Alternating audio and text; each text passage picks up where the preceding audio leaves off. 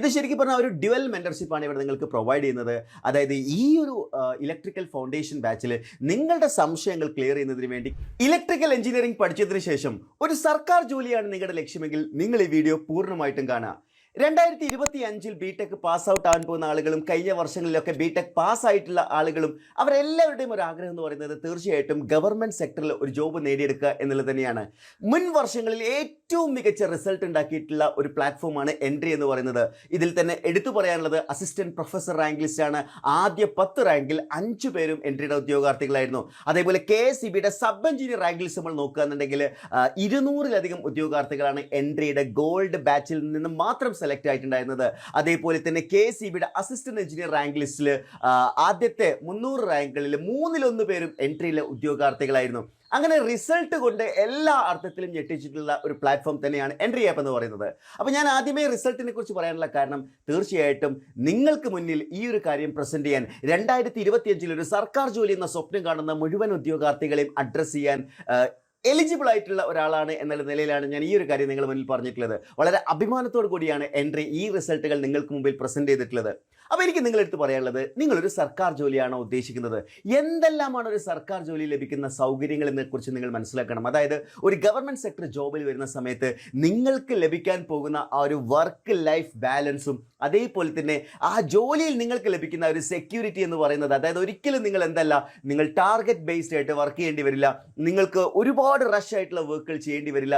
ഏറ്റവും ഒരു government job എന്ന് പറയുന്നത് ഒരു ലൈഫ് സെക്യൂർഡ് ആയിട്ടുള്ള ഒരു ജോബ് തന്നെയാണ്. അതേപോലെ ഏറ്റവും മികച്ച വർക്ക് ലൈഫ് ബാലൻസും നമ്മുടെ സ്വന്തം നാട്ടിൽ വർക്ക് ചെയ്യാനുള്ള, ഇപ്പം നിങ്ങളെ സുഹൃത്തുക്കൾ ആരെങ്കിലുമൊക്കെ വിദേശ രാജ്യങ്ങളിലോ അല്ലെങ്കിൽ ഗൾഫിലോ അല്ലെങ്കിൽ മറ്റു സ്ഥലങ്ങളിലൊക്കെ വർക്ക് ചെയ്യുന്നവരോട് ചോദിച്ചാൽ മനസ്സിലാവും, നമ്മുടെ നാട്ടിൽ നമ്മുടെ ഗവൺമെൻറ്റിൽ ഒരു ജോലി ലഭിക്കുക എന്ന് പറയുന്നത് ഏറ്റവും മികച്ച ഒരു കാര്യം തന്നെയാണ്. സോ അവിടെയാണ് ഒരു ഇലക്ട്രിക്കൽ എഞ്ചിനീയർക്ക് ഇന്ത്യയിൽ അല്ലെങ്കിൽ കേരളത്തിലൊക്കെ ഒരു മികച്ച അവസരം എങ്ങനെ നേടിയെടുക്കണം എന്നുള്ളതിനെക്കുറിച്ച് നമ്മൾ കൃത്യമായിട്ട് അനലൈസ് ചെയ്തതിൻ്റെ അടിസ്ഥാനത്തിലാണ് നമ്മളൊരു പുതിയ ബാച്ച് സ്റ്റാർട്ട് ചെയ്തിട്ടുണ്ടായിരുന്നത്, ഇലക്ട്രിക്കൽ ഫൗണ്ടേഷൻ ബാച്ച് എന്ന് പറഞ്ഞുകൊണ്ട്.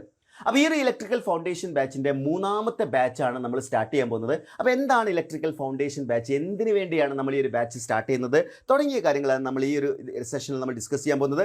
അപ്പോൾ ആദ്യം നിങ്ങൾ മനസ്സിലാക്കേണ്ടത് നിങ്ങൾക്ക് മുമ്പിൽ വരാനിരിക്കുന്ന ടെക്നിക്കൽ എക്സാംസുകൾ ഏതൊക്കെയാണ് എന്നുള്ളതാണ്. അതായത് നമ്മൾ ഏതെല്ലാം എക്സാംസുകൾക്ക് വേണ്ടിയാണ് പഠിക്കേണ്ടത് എന്നുള്ളതിനെക്കുറിച്ച് ഒരു കൃത്യമായിട്ടുള്ള ധാരണ നിങ്ങളുടെ മുന്നിലുണ്ടാവണം. അപ്പോൾ അതിൽ നമ്മൾ നോക്കുകയാണെങ്കിൽ ടെക്നിക്കൽ എക്സാംസുകൾ ഞാൻ 2ആയിട്ട് കാറ്റഗറൈസ് ചെയ്യാണ്. ഒന്ന് സ്റ്റേറ്റ് PSC എന്ന് പറയുന്ന സെക്ഷനും രണ്ടാമത്തേത് സെൻട്രൽ ഗവൺമെൻറ് എക്സാംസുകളും. അപ്പോൾ ഇതിൽ സ്റ്റേറ്റ് PSC എക്സാംസുകൾ നമ്മൾ നോക്കുകയാണെങ്കിൽ അതിൽ തന്നെ നമ്മൾ പ്രധാനമായിട്ടും 2 ലെവൽസ് ആണുള്ളത്. ഒന്ന് ഡിഗ്രി ലെവലിൽ നടക്കുന്ന എക്സാംസുകൾ അഥവാ എഞ്ചിനീയറിംഗ് ലെവലിൽ നടക്കുന്ന എക്സാംസുകൾ, രണ്ടാമത്തേത് ഡിപ്ലോമ ലെവലിൽ നടക്കുന്ന എക്സാംസുകൾ.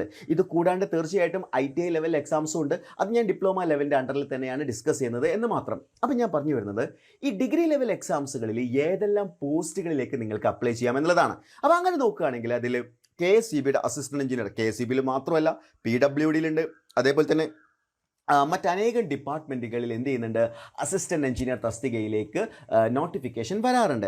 അതുകൂടാതെ ഏറ്റവും ഇമ്പോർട്ടൻ്റ് ആയിട്ടുള്ള ഒരു പോസ്റ്റാണ് അസിസ്റ്റൻറ്റ് ഇലക്ട്രിക്കൽ ഇൻസ്പെക്ടർ അഥവാ AEI എന്ന് പറയുന്ന പോസ്റ്റ്. എഗെയിൻ വളരെ ഇമ്പോർട്ടൻ്റ് ആയിട്ടുള്ള ഒരു പോസ്റ്റാണ്. ഒരുപാട് ആളുകൾക്ക് എന്ത് ചെയ്യാണ് അവസരം ലഭിക്കുന്ന, ഒരു മുൻ വർഷങ്ങളിൽ 98 പോസ്റ്റിംഗ് വരെ വന്നിട്ടുണ്ട്.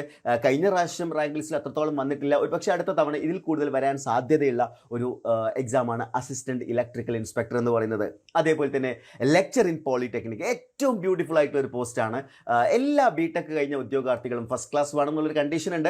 ഫസ്റ്റ് ക്ലാസ് ബിടെക് ഇല്ല, എല്ലാ ഉദ്യോഗാർത്ഥികളും ഒരു ഡ്രീം ജോബ് തന്നെയാണ് ലെക്ചർ ഇൻ പോളിടെക്നിക്. അതായത് ബിടെക് കഴിഞ്ഞ ഉടനെ നമുക്ക് എന്ത് ചെയ്യാം, ടീച്ചിങ് പോസ്റ്റിലേക്ക് പോകാൻ പറ്റിയ നല്ലൊരു അവസരമാണ് ഇവിടെ നിങ്ങൾക്ക് ലഭിക്കുന്നത്. അപ്പോൾ ഈ ഒരു പോസ്റ്റുകൾ എന്ന് പറയുന്നതിന് ഞാൻ ഡിഗ്രി ലെവൽ കാറ്റഗറിയിലാണ് ഉൾപ്പെടുത്തിയിട്ടുള്ളത്. അപ്പോൾ ഇവിടുത്തെ എക്സാം എന്ന് പറയുന്നത് എക്സാക്ട്ലി നിങ്ങളുടെ ബിടെക് സിലബസിനെ ബേസ് ചെയ്തുകൊണ്ടായിരിക്കും വരുന്നുണ്ടാവുക. അതുകൊണ്ട് തന്നെ കുറച്ചുകൂടി പ്രോബ്ലമാറ്റിക് ആയിട്ടുള്ള ക്വസ്റ്റ്യൻസുകളും തിയറി വൈസും അതേപോലെ പ്രോബ്ലവും നമ്മൾ കമ്പയർ ചെയ്യുകയാണെങ്കിൽ ഒരു 60% പ്രോബ്ലം വരാൻ സാധ്യതയുള്ള ഒരു സബ്ജക്റ്റ് അല്ലെങ്കിൽ ലെവലാണ് ഡിഗ്രി ലെവൽ എന്ന് പറയുന്നത്. ഇനി നേരെ നമ്മൾ ഡിപ്ലോമ ലെവലിലേക്ക് വരിക എന്ന് വിചാരിക്കുക. ഡിപ്ലോമ ലെവൽ എക്സാംസുകൾ എന്ന് പറയുമ്പോൾ സബ് എഞ്ചിനീയർ ഉണ്ട്, ഓവർസിയർ ഉണ്ട്, അതേപോലെ തന്നെ വർക്ക്ഷോപ്പ് ഇൻസ്ട്രക്ടർ ഉണ്ട്. ദെൻ ITI ലെവലിലേക്ക് വരികയാണെങ്കിൽ ഇലക്ട്രീഷ്യൻ, ലൈൻമാൻ പോസ്റ്റുകളൊക്കെയാണ് അവിടെ വരുന്നത്. അതായത് ഈ ഒരു പോസ്റ്റുകളിലേക്ക് ഡിപ്ലോമ ലെവലാണ് നിങ്ങളുടെ സിലബസ് വരിക. അതിനർത്ഥം നിങ്ങളുടെ സിലബസ് എന്ന് പറയുന്നത് ഡിഗ്രി ലെവലിലുള്ള ബിടെക്കിൻ്റെ അത്രത്തോളം ഡെപ്തിലേക്ക് വരുന്നുണ്ടാവില്ല. അപ്പോൾ അവിടെ ഡിപ്ലോമ ലെവൽ എക്സാംസുകളാണ്. ഇവിടെ അത്യാവശ്യം നല്ല രീതിയിൽ നിങ്ങൾക്ക് എന്ത് ചെയ്യാൻ സാധ്യതയുണ്ട്, നിങ്ങൾക്ക് വേക്കൻസികൾ വരാൻ സാധ്യതയുണ്ട്. അപ്പോൾ കമ്പയർ ടു ഡിഗ്രി ലെവൽ എവിടെയാണ് കൂടുതൽ വേക്കൻസി ഉണ്ടാവുക? ഓഫ് കോഴ്സ് അത് എവിടെയായിരിക്കും? അത് ഡിപ്ലോമ ലെവൽ തന്നെയായിരിക്കും. കഴിഞ്ഞ സബ് എഞ്ചിനീയർ റാങ്കിൽസിലൊക്കെ 755 ആൾക്ക് പോസ്റ്റിംഗ് കിട്ടി. ഇപ്പം നിലവിലുള്ള റാങ്കിൽസിൽ 400-ലധികം ആളുകൾക്ക് പോസ്റ്റിംഗ് ലഭിച്ചിട്ടുണ്ട്. അപ്പോൾ അത്രയും വേക്കൻസികളുള്ള പോസ്റ്റുകളാണ് നിങ്ങൾക്ക് ഈ ഒരു ഡിപ്ലോമ ലെവൽ എന്ന് പറയുന്ന കാറ്റഗറി ലഭിക്കാം. അപ്പോൾ ഇതാണ്. ഇതിൽ ഇനി ഒരുപാട് എക്സാംസുകളുണ്ട്, ഞാൻ എല്ലാം കൂടി ഒരുമിച്ച് പറയുന്നില്ല, നമുക്ക് ഡീറ്റെയിൽഡ് ആയിട്ട് തന്നെ ഡിസ്കസ് ചെയ്യേണ്ടതായിട്ടുണ്ട്. അപ്പോൾ ഇതാണ് സ്റ്റേറ്റ് ലെവൽ PSCയിൽ ലഭിക്കുന്ന അവസരങ്ങൾ എന്ന് പറയാൻ പറ്റും. ഇനി നമ്മൾ സെൻട്രലിലേക്ക് വരികയാണെങ്കിൽ അവിടെയും നിങ്ങൾക്ക് പ്രധാനമായിട്ടുള്ള ഓപ്ഷൻസ് എന്ന് പറയുന്നത് റെയിൽവേ റിക്രൂട്ട്മെന്റ് ബോർഡും സ്റ്റാഫ് സെലക്ഷൻ കമ്മീഷനുമാണ്. ഇപ്പോൾ റെയിൽവേ റിക്രൂട്ട്മെന്റ് ബോർഡിൻ്റെ തന്നെ ജൂനിയർ എഞ്ചിനീയർ എക്സാം എന്ന് പറയുന്നത് one of the best opportunity for BTech graduates ആണ്. 2025 ബിടെക് കഴിഞ്ഞ ഉദ്യോഗാർത്ഥികൾക്ക് ലഭിക്കാൻ പോകുന്ന ഏറ്റവും മികച്ച അവസരങ്ങളിൽ ഒന്നായിരിക്കും RRBയുടെ ജൂനിയർ എഞ്ചിനീയർ എക്സാം എന്ന് പറയുന്നത്. അതേപോലെ തന്നെ ഇപ്പോൾ നിലവിൽ ഓൾറെഡി നോട്ടിഫിക്കേഷൻ വന്നിട്ടുള്ള RRBയുടെ അസിസ്റ്റന്റ് ലോക്കോ പൈലറ്റ് എക്സാം ഉണ്ട്. അതേപോലെ സ്റ്റാഫ് സെലക്ഷൻ കമ്മീഷൻ്റെ ജൂനിയർ എഞ്ചിനീയർ എക്സാം ഉണ്ട്. സീനിയർ സെക്ഷൻ എഞ്ചിനീയർ എക്സാം RRBയുടേത് വരാൻ സാധ്യതയുണ്ട്. അപ്പോൾ ഇതൊക്കെയാണ് സെൻട്രൽ ലെവൽ എക്സാംസുകൾ. ഇത് കൂടാതെ തന്നെ കഴിഞ്ഞ വർഷങ്ങളിൽ വന്നിട്ടുള്ള ഒരു പുതിയ ട്രെൻഡാണ് PSU അഥവാ പബ്ലിക് സെക്ടർ അണ്ടർടേക്കിങ്സിൽ നടന്നുകൊണ്ടിരിക്കുന്ന എക്സാംസുകൾ. അപ്പോൾ അതിൽ കൊച്ചിൻ ഷിപ്പ്യാർഡ് വിളിച്ചിട്ടുണ്ടായിരുന്നു, അതേപോലെ തന്നെ IOCL വിളിച്ചിട്ടുണ്ടായിരുന്നു, ഭാരത് ഹെവി ഇലക്ട്രിക്കൽ ലിമിറ്റഡ് വിളിച്ചിട്ടുണ്ടായിരുന്നു, ഭാരത് ഇലക്ട്രോണിക്സ് ലിമിറ്റഡ് വിളിച്ചിട്ടുണ്ടായിരുന്നു. സോ അങ്ങനെ വരുന്ന പബ്ലിക് സെക്ടർ അണ്ടർടേക്കിങ്സ് അഥവാ PSUകൾ നടത്തുന്ന എക്സാംസുകളുണ്ട്.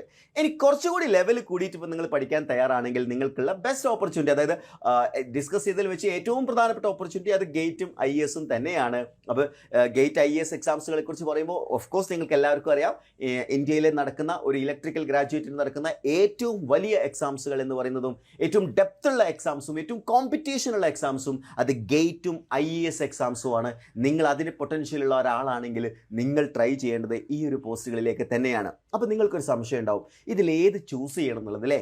അപ്പോൾ അത്തരം സംശയമുള്ള ആളുകൾക്കൊക്കെ അതിനൊക്കെ കൃത്യമായിട്ടുള്ളൊരു സൊല്യൂഷനാണ് ഇലക്ട്രിക്കൽ ഫൗണ്ടേഷൻ 3.0 എന്ന് പറയുന്നത്. കാരണം ഞങ്ങൾ ഈ ഒരു ഇലക്ട്രിക്കൽ ഫൗണ്ടേഷനിൽ നിങ്ങൾക്ക് നൽകാൻ പോകുന്ന കോഴ്സുകൾ എന്ന് പറയുന്നത് ഞാൻ ഈ ഡിസ്പ്ലേയിൽ കാണിച്ചിരിക്കുന്ന മുഴുവൻ എക്സാംസുകളിലേക്കുമുള്ള കോഴ്സാണ് നിങ്ങൾക്ക് ഇലക്ട്രിക്കൽ ഫൗണ്ടേഷൻ ബാച്ചിലൂടെ ലഭിക്കാൻ പോകുന്നത്.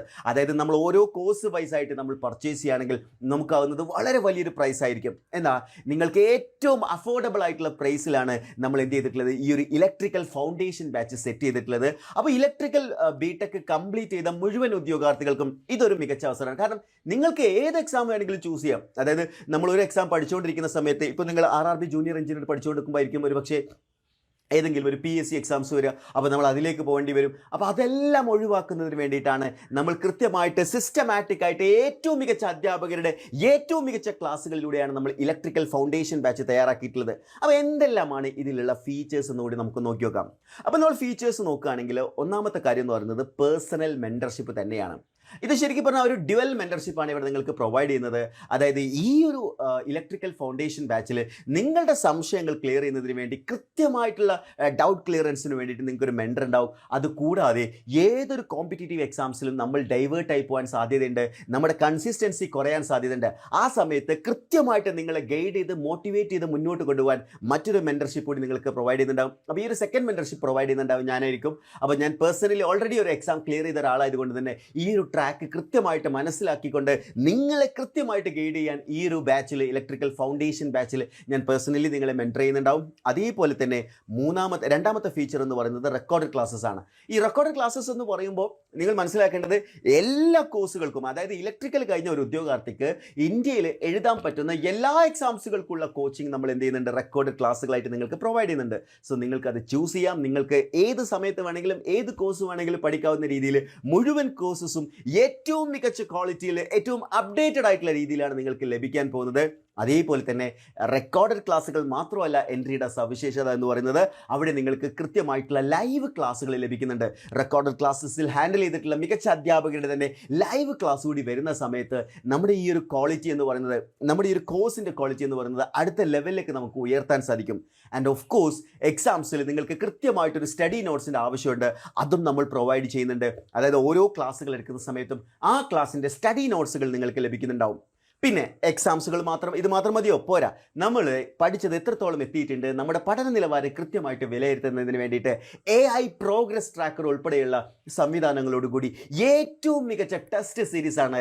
അത് കൃത്യമായിട്ടുള്ള PSC എക്സാംസ് ആണെങ്കിൽ അതിൻ്റെ അതേ ടൈം ഷെഡ്യൂളിൽ തന്നെ, അതല്ല SSC എക്സാംസ് ആണെങ്കിൽ അതേ ഷെഡ്യൂളിൽ അതേ പാറ്റേണിൽ വരുന്ന എക്സാംസുകളായിരിക്കും ടെസ്റ്റ് സീരീസ് ആയിട്ട് നിങ്ങൾക്ക് ലഭിക്കുന്നുണ്ടാവുക. അതോടൊപ്പം റിവിഷൻ ക്ലാസ്സസും കൃത്യമായിട്ട് പ്രൊവൈഡ് ചെയ്യുന്നതോടുകൂടി ഒരു കംപ്ലീറ്റ് പാക്കേജാണ് നിങ്ങൾക്ക് ഇലക്ട്രിക്കൽ ഫൗണ്ടേഷൻ ബാച്ച് ലഭിക്കാൻ പോകുന്നത്. അപ്പോൾ ഇലക്ട്രിക്കൽ കഴിഞ്ഞ മുഴുവൻ ഉദ്യോഗാർത്ഥികൾക്കും ഈ ഒരു അവസരം ഉപയോഗപ്പെടുത്താവുന്നതാണ്. ഇപ്പോൾ ജസ്റ്റ് പാസ് ഔട്ട് ആവാൻ പോകുന്ന ആളുകളുണ്ട്, അതേപോലെ തന്നെ കഴിഞ്ഞ വർഷങ്ങളിൽ പാസ്സായിട്ടുള്ള ആളുകൾക്കും ഈ ഒരു ഫൗണ്ടേഷൻ ബാച്ചിൽ ജോയിൻ ചെയ്യാം. വളരെ ചുരുങ്ങിയ കുട്ടികൾ, വെറും 30 പേരെ മാത്രമാണ് നമ്മൾ എന്ത് ചെയ്യുന്നത്, ഈ ഒരു ഫൗണ്ടേഷൻ ബാച്ചിൽ അക്കോമഡേറ്റ് ചെയ്യുന്നത്. കാരണം അവരെ കൃത്യമായിട്ട് മെൻറ്റർ ചെയ്തുകൊണ്ട് അവരിലൂടെ ഒരു ഇമ്പാക്റ്റ് സൃഷ്ടിച്ചെടുക്കുന്നതിന് വേണ്ടിയാണ് നമ്മൾ ഇത്രയും കുറഞ്ഞ വിദ്യാർത്ഥികളെ നമ്മൾ ഫൗണ്ടേഷൻ ബാച്ചിലേക്ക് ജോയിൻ ചെയ്യിപ്പിക്കുന്നത്. അപ്പോൾ നമ്മുടെ ഈ ഒരു ഫൗണ്ടേഷൻ ബാച്ചിലേക്ക് നിങ്ങൾ ജോയിൻ ചെയ്യണോ വേണ്ടോ എന്നുള്ള കൺഫ്യൂഷനുള്ള ആളുകളുണ്ടെങ്കിൽ തീർച്ചയായിട്ടും നമ്മുടെ റിസൾട്ട് കൂടി നിങ്ങൾ കാണണം. ഇപ്പോൾ കഴിഞ്ഞ അസിസ്റ്റന്റ് പ്രൊഫസർ റാങ്ക് ലിസ്റ്റിൽ വന്നിരിക്കുന്നത് 1ാം റാങ്കും 2ാം റാങ്കും നമ്മുടെ ഉദ്യോഗാർത്ഥികളാണ്. അതേപോലെ തന്നെ കേരള സ്റ്റേറ്റ് കോപ്പറേറ്റീവ് ബാങ്ക് ലിമിറ്റഡിലെ അസിസ്റ്റന്റ് എഞ്ചിനീയർ എക്സാമിൽ 1ാം റാങ്കും അതേ എക്സാമിൽ 4ാം റാങ്കും വാങ്ങിയിരിക്കുന്നത് എൻട്രിയുടെ ഉദ്യോഗാർത്ഥികളാണ്. ഇതേപോലെ തന്നെ അസിസ്റ്റന്റ് പ്രൊഫസർ റാങ്ക് ലിസ്റ്റിൽ ആദ്യ 10 റാങ്കിൽ 5 റാങ്കും എൻട്രിയിലെ ഉദ്യോഗാർത്ഥികളാണ്.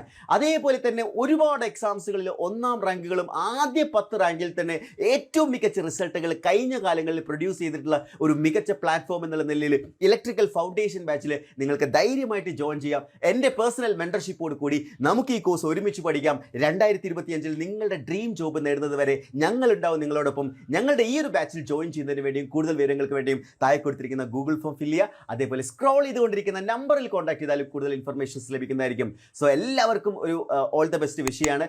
I wish you all the best for every candidate. 2025 നിങ്ങളുടേതാവട്ടെ. ഏറ്റവും മികച്ച സർക്കാർ ജോലി നിങ്ങൾ നേടിയെടുക്കട്ടെ. That's all for today. Thank U.